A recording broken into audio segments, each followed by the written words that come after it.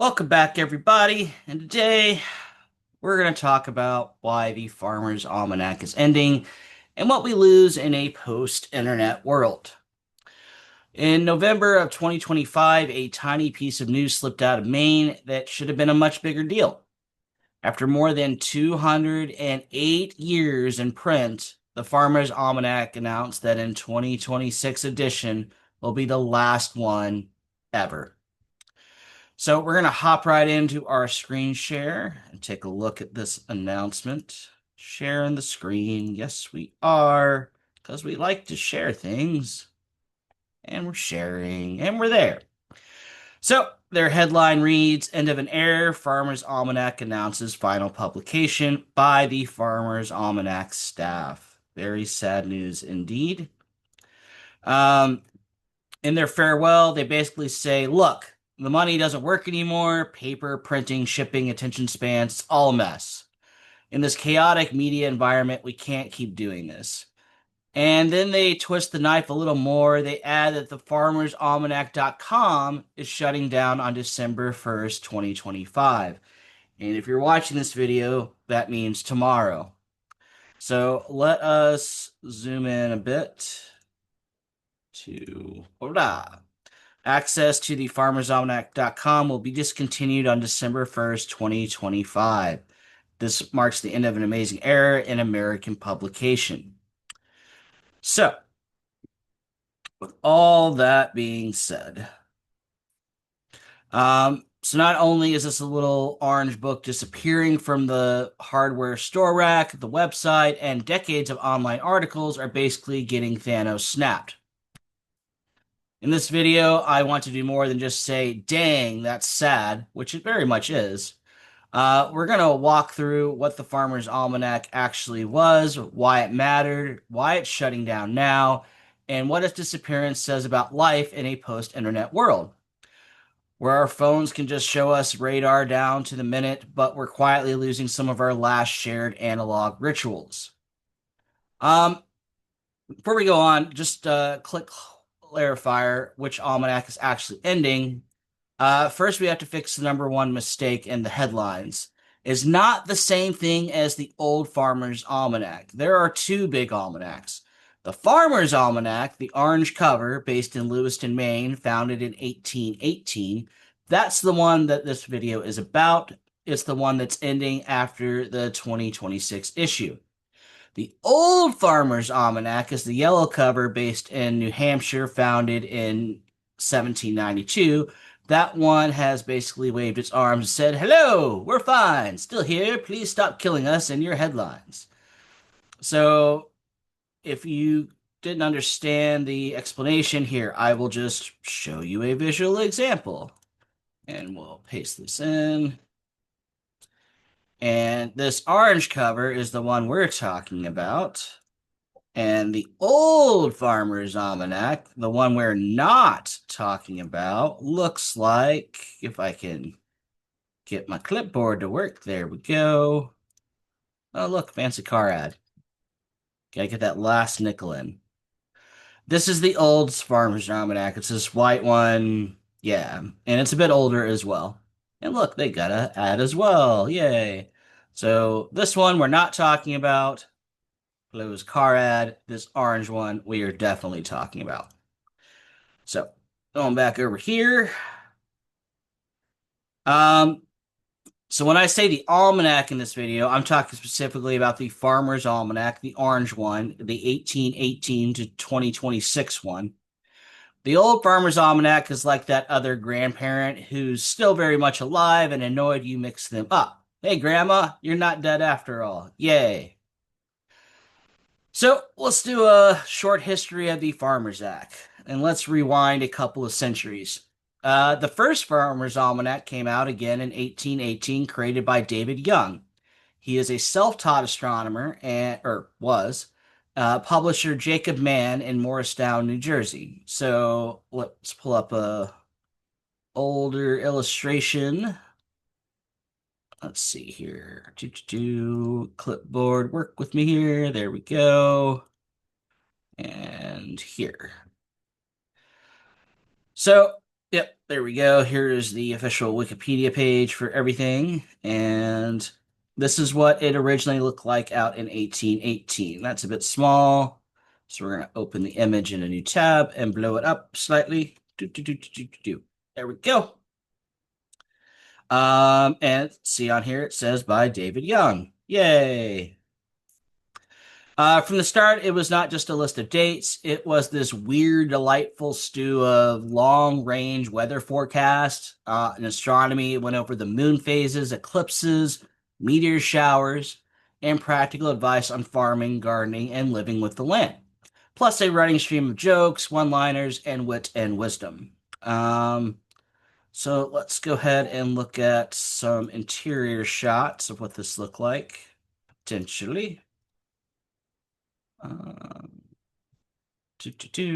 copy paste. Here we go. Do not have any as of yet. Nope, we get nothing. Okay. Um, moving on. Thanks, Link. The magic ingredient through though was Young's secret weather formula. Officially, the Farmers Almanac still says they use an exclusive mathematical and astronomical formula based on sunspots, tidal action, planetary position, and historical weather patterns. And close that. And the forecast are credited to a mysterious pseudonym, Caleb Weatherby, the shadowy weather wizard whose real identity is a secret.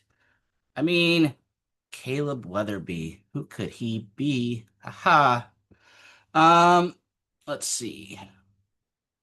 I think we got a screenshot of our weather wizard's nonsense. Summon the weather wizard. Kata. So, yeah, we got some older shots here.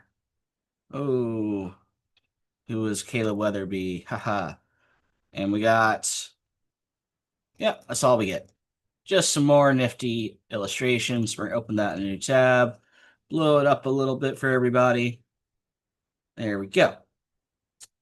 And over the 1800s, the Farmer's Almanac becomes one of those things that's just there in American life. It's hanging on nails in barns, it's on kitchen tables. People are checking when to plant, when to expect frost, when the next full moon is, and whether the coming winter is mild and wet or cold and miserably dramatic.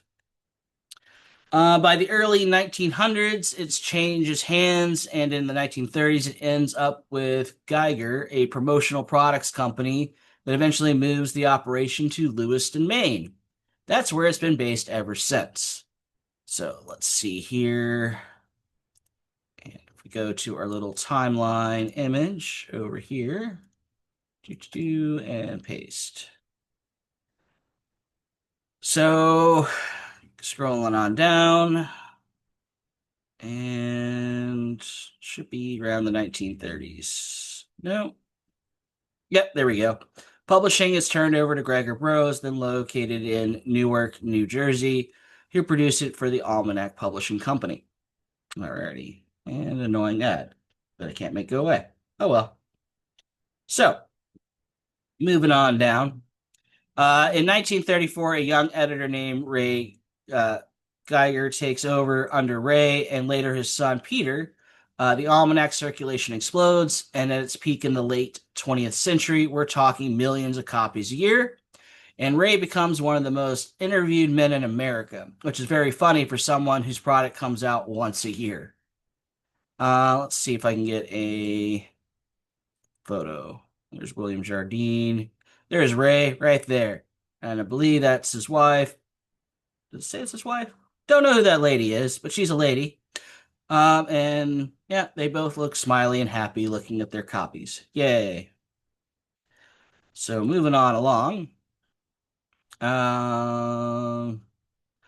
In the 1990s, Peter becomes editor, and Sandy Duncan joins as managing editor. She's noted as the first female almanac editor in U.S. history, which is wild when you remember this thing started in the era of horse-drawn everything.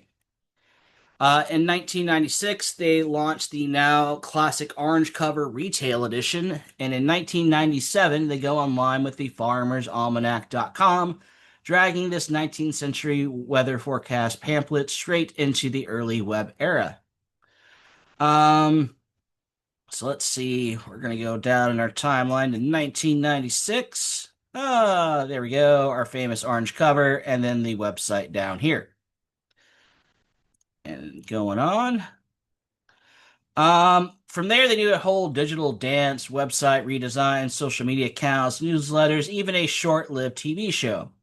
By the time we hit the 2020s, the Farmers Almanac isn't just some quirky relic, it's a national brand with a 200-year print run, a recognizable orange cover, and a reputation sitting somewhere between science, folklore, and cozy seasonal mood board. Um, So, what did the Farmers Almanac actually do? If you've only ever seen it by in the checkout line and thought, "Oh, that's cute," here's what you actually got inside. Every issue gave you a 16-month of long-range weather forecast for the U.S. and Canada, broken down by region. Seasonal overviews: cold winter, stormy spring, hot, dry summer, that kind of thing. Astronomy: you got full moon, eclipses, meteor showers, visible planets. Gardening and farming calendars: best days to plant, prune, harvest, fish, or even do stuff like cut hair or paint your house based on traditional best days lore. Plus recipes, household tips, and short essays on nature and folklore. So let's see. That's not going to have what we're going to need. But for the farmers and gardeners, especially before smartphones, it was a planning tool. You toss it in the truck, leave it in the kitchen, and check it all year. For everyone else, it became a conversational starter, a tradition, and kind of a slow analog alternative to doom scrolling your weather app. Now, accuracy. This is where things get spicy. The Almanac and its fans like to claim around 80 to 85% accuracy.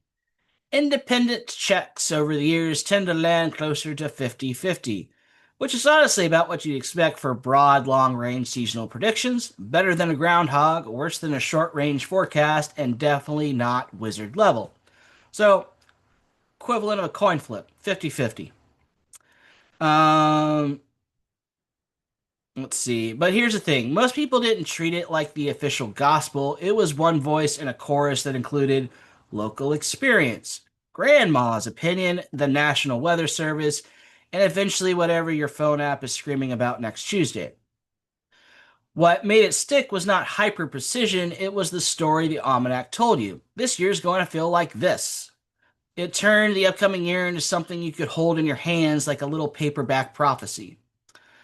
So why is it ending now? So people love it. Why pull the plug after more than 2 centuries? The short answer: the math stopped working. In the official announcement, the editors say the decision reflects the growing financial challenges of producing and distributing the almanac in today's chaotic media environment. And I believe that is set over here somewhere. Let's see if we can find it real quick. End of an error. So we just need to find growing. Control F, growing. There we go. So yeah, this decision, through difficult, reflects the growing financial challenge of producing and distributing the almanac in today's chaotic media environment. We are incredibly proud of the legacy we leave behind and grateful to our loyal staff, readers, contributors, and partners who have supported us through the years. Duncan added, though the almanac will no longer be available in print or online, its spirit will live on in the values it's championed: simplicity, sustainability, and connection to nature. Yay, nature. So let's unpack the unsexy reality here. First, print got expensive, paper costs have gone up, printing costs have gone up, shipping costs have gone up. And you've got a narrow sales window to move a seasonal product that's basically a once a year impulse buy.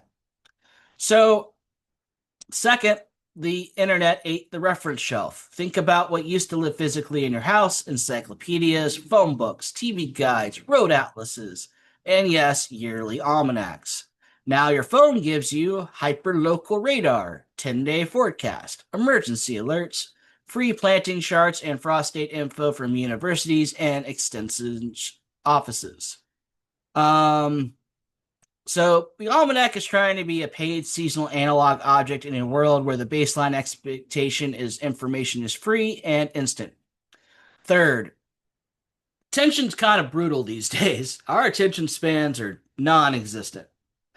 The Farmers Almanac did a lot of things right. It built a website, it ran social media, it sent newsletters, it even tried TV and video.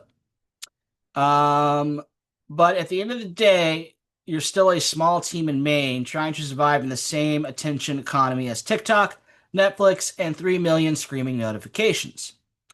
Their main product comes out once a year. That's beautiful from a seasonal storytelling standpoint and kind of a suicidal form on an algorithm standpoint.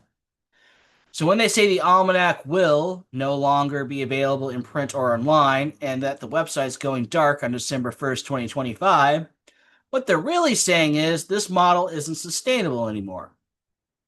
So, what we actually lose?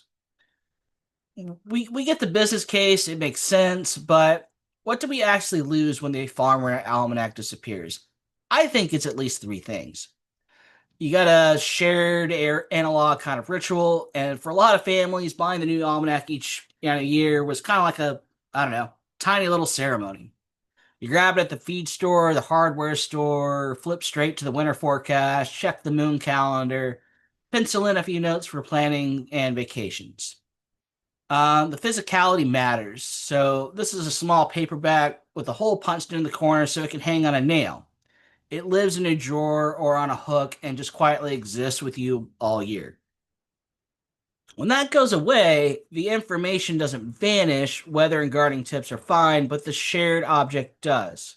Instead of everyone gathering around the same orange booklet, each person stares at their own personalized algorithm-tuned weather feed. And I think the second thing is a particular way of telling time. Weather apps are incredible, don't get me wrong. You can see exactly where the rain will hit your street, down the approximate minute, great. But they're all about right now and maybe the next week. The Almanac does something different. Gives you the whole year in one glance. Colder than average winter here, stormy spring there, hot, dry last summer. Um, and you can argue with it, and people do, but it's giving you a story arc for the entire year, not a drip feed of updates. We're extremely good at knowing what's happening this hour. We're getting worse at having a story about what the year means. The Almanac was one of the last widely known tools that said, here is your year, all at once. So I think that's another form of tradition. I think that's going to be lost for those that celebrated such tradition. It had a very particular voice, and this is my favorite part of the story, actually. Um, the Farmer's Almanac hasn't just been about frost dates over its history, it's taken some surprisingly forward thinking stances. In the 1800s, it criticized tobacco use long before that was popular, so they were kind of on the front end there. In 1876, it published commentary supportive of women's independence. It also periodically waded into human intense crusades, quirky public service campaigns, and little moral nudges, also wrapped in this friendly, folksy, non-partisan tone. So it took a stance on things, and before it was popular and trendy to do so. So when in their farewell, the editors say that even though the almanac is ending, its spirit is about simplicity, sustainability, and connection to nature. That's not just PR fluff. That really is the thread that runs through the whole project.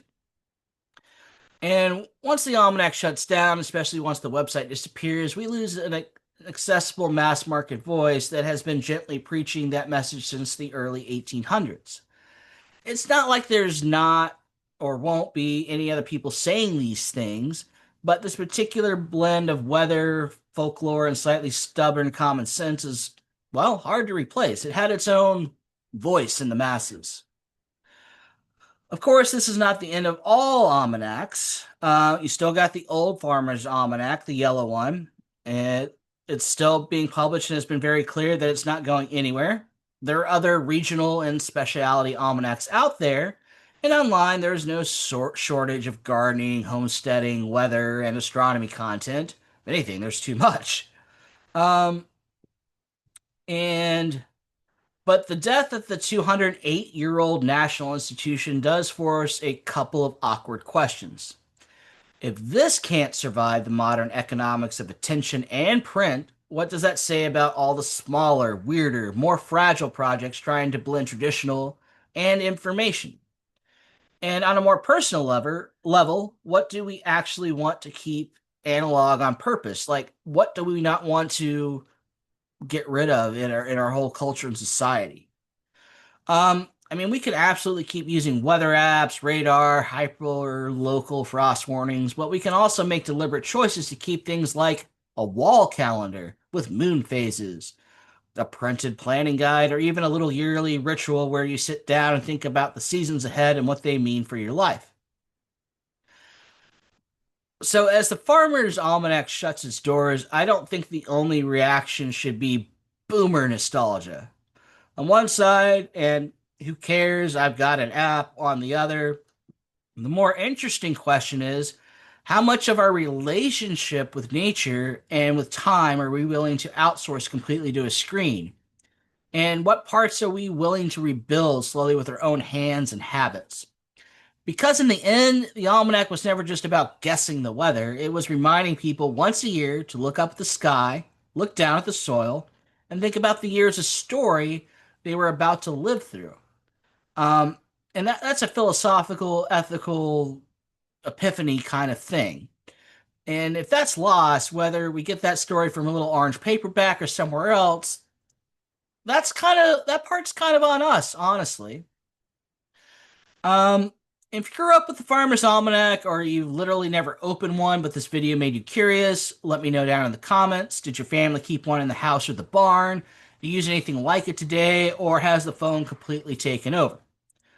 Um, and if you like what we're doing here, we're starting a book club up in January. I'll have more announcements coming out about the book club in December, but my Patreon link is down in the description, and I will also link the article we've been discussing today also down in the description.